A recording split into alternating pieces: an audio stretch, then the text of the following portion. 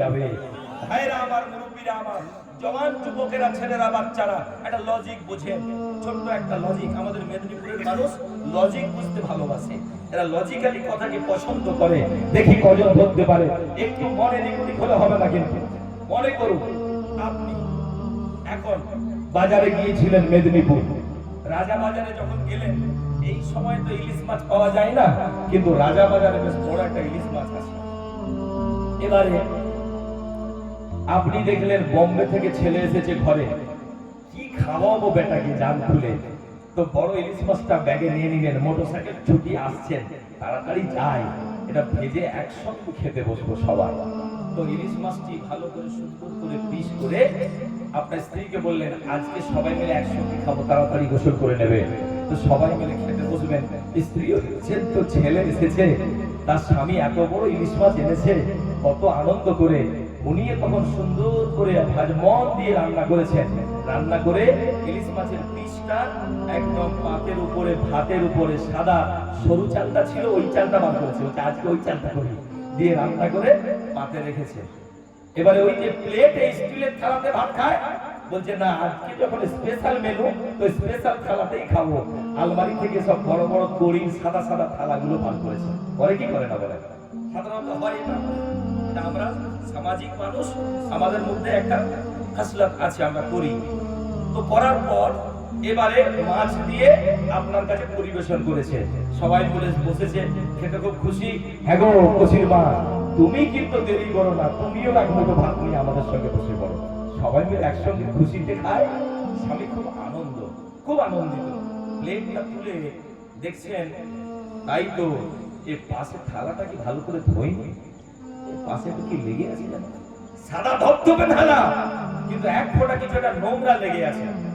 এবারে বলুন, অত খুশি মনটা মুহূর্তের মধ্যে চেঞ্জ হয়ে যাবে। যে বলেছো কি এই মেয়েটা না সে একই রকম রইল বাবা, এই দেখো কি এটা, খাওয়াটাকে একটু ভালো করে ধুতে পারলে না তুমি, যাও নিয়ে যাও, এটা খাবো না, নিয়ে যাও, চেঞ্জ করে নিয়ে এসো। বলে কি বলে না, এত বড় মনের আবেগটা ওইটুকু নোংরাতে সব নষ্ট করে দিল, পুরো এই পরিবেশটাই নষ্ট হয়ে গেল। আমি বলছি ও কথা না, এটা বললাম এই কারণে যে আপনি আসুন, একটা 100 টাকার পিসের মাছ, ইলিশ মাছটার পিসটা ছোট, একটা চাকা কত হবে, আমি বলছি 200 টাকা হবে, এর বেশি তো না। তো 200 টাকা আর সরু চালের ভাত এক প্লেট 50 টাকা, তাহলে 250 টাকা।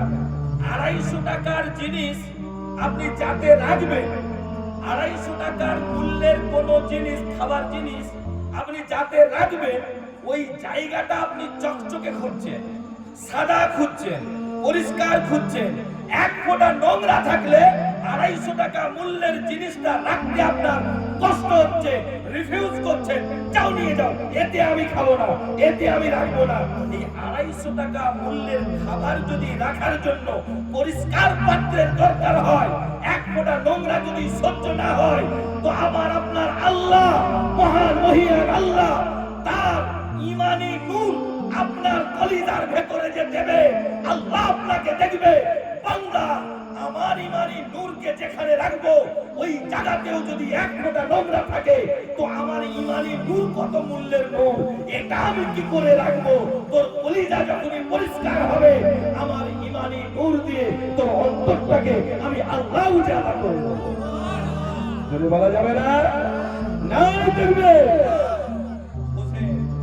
ভালো করে বসতে হবে। কলিজা পরিষ্কার করুন, দিল পরিষ্কার করুন, অন্তর পরিষ্কার করুন, হৃদয়টা পরিষ্কার করুন, জুলুম কারো উপরে করবেন না। আল্লাহ রাসূল বললেন, ওই লোকটা ঈমানদার নয় যে জেনে শুনে প্রতিবেশীর উপরে জুলুম করে। আর ঈমানটাই যখন নেই, আমলটা কি কাজে লাগবে ভাই? বোঝান আমাকে। একটা কথা বলছিলাম, সকলে জান্নাতে যাবে। শেষ করে দেবো, শেষ করে দেবো, বলেন যদি বলেন শেষ করে দেবো। আপনারা অসুবিধা হচ্ছে? জি জি, না না না, আমি দেখছি একটু ফুসফুস করছে, আপনি শুনছেন হয়তো মন দিয়ে। আলহামদুলিল্লাহ, জোরে বলুন না সুবহানাল্লাহ।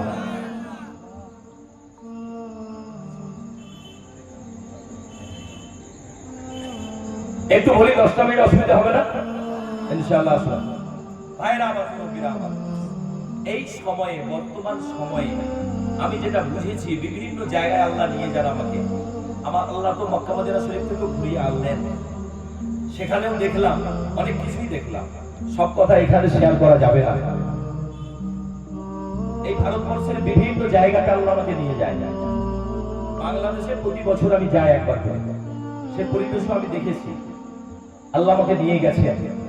বর্তমান পরিস্থিতিটা এমন একটা জায়গায়, সাধারণ মানুষের জন্য, ওই যে বললাম 1 ফোঁটা ঈমান রাখলে গ্যারান্টি হলো জাহান্নামে যাবে না, ওই জায়গাটা তৈরি করার জন্য খুব কঠিন জায়গা।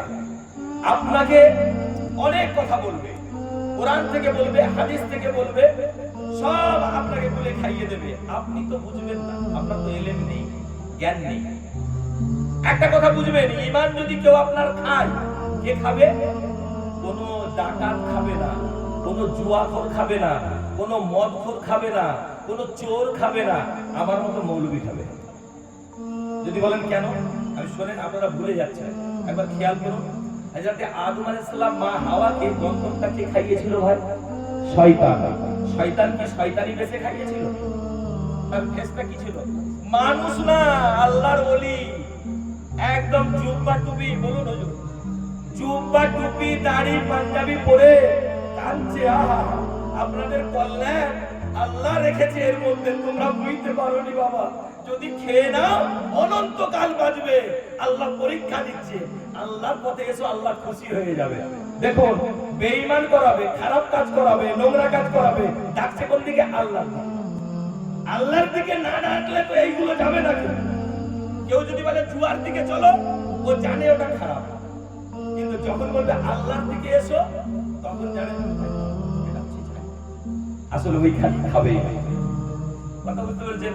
তাহলে ঈমান যে খাবে, পরিকল্পনা যে করেছে, ও আপনার কাছে পীর বেশি আসবে, ফকির বেশি আসবে, আল্লাহ ওয়ালা বেশি আসবে, আপনার কাছে আলেম হাক্কানি বেশি আসবে। বাঁচবেন কি করে? আমি একটা যতটুকু মনে হয়েছে, আমি বললাম, আমার কথাগুলো যদি খারাপ লাগে নেবেন না, দরকার নেই, কিন্তু আমি আমার অভিজ্ঞতা, আমার প্র্যাকটিক্যালি অভিজ্ঞতার কথা শেয়ার করছি। আসুন, যদি ঈমান বাঁচাতে হয়, তো রাসূলের মহব্বতের নাম হলো ঈমান। আবু জেহেল যখন নবীজি আসেন, কাবার গেলাফ ধরে বলছে, এই রব্বে কাবা, মুহাম্মাদের থেকে এই কাবাকে বাঁচিয়ে নাও, মানে আল্লাহকে ভালোবাসে খুব, কিন্তু রাসূলকে বাঁচে না। চিরকালের কাফেরদের সর্দার। কথা বুঝতে পেরেছেন? আপনার ঈমানটা খাওয়ার একটা খুব সূক্ষ্ম জায়গা হলো নবীর উপর থেকে মুহাব্বতটাকে হালকা করে দেওয়া। এটা হচ্ছে এদের প্রধান কাজ। এটা কারা? ইহুদিরা এই ষড়যন্ত্র শুরু করেছে গোটা পৃথিবীতে। বুঝতে পেরেছেন? আমার দেশের বহু মৌলবী আমি জানি, নাম জানি, 60,000 70,000 টাকা করে মাইনে পায়, এদের দালালি করছে। আমি জানি। ভাইরা আমার, মুরব্বিরা আমার, আমি বলছি একটা কথা আপনারা বুঝবেন কি করে, এইটুকু বুঝে নিন। যখন দেখবেন কোন মোল্লা, কোন মৌলবী, কোন আলেম, যেই হোক, যখন দেখবেন নবী সম্পর্কে কোন রকমের তাজিম, সম্মান একটুও নিচু করছে, কথা বুঝতে পেরেছেন? আচ্ছা, নবী বলো না নামাজ বলো ভাই? বলেন, কারণ আল্লাহর নামাজ ইবাদত, সেটা বড় না। নামাজটা পেলে কোথায় মিয়া? এই নামাজটা যিনি এনে দিলেন, এই এনে দেওয়া ওসিলা হলো আপনার আমার নবী মুহাম্মদুর রাসূলুল্লাহ, যার জন্য নামাজ পেলেন। কথা বুঝতে পেরেছেন? ভালো করে বুঝবেন। প্রশংসা নামাজের করবে, কিন্তু যদি রাসূলের ইহানাত করে, বুঝবেন গন্ডগোল আছে।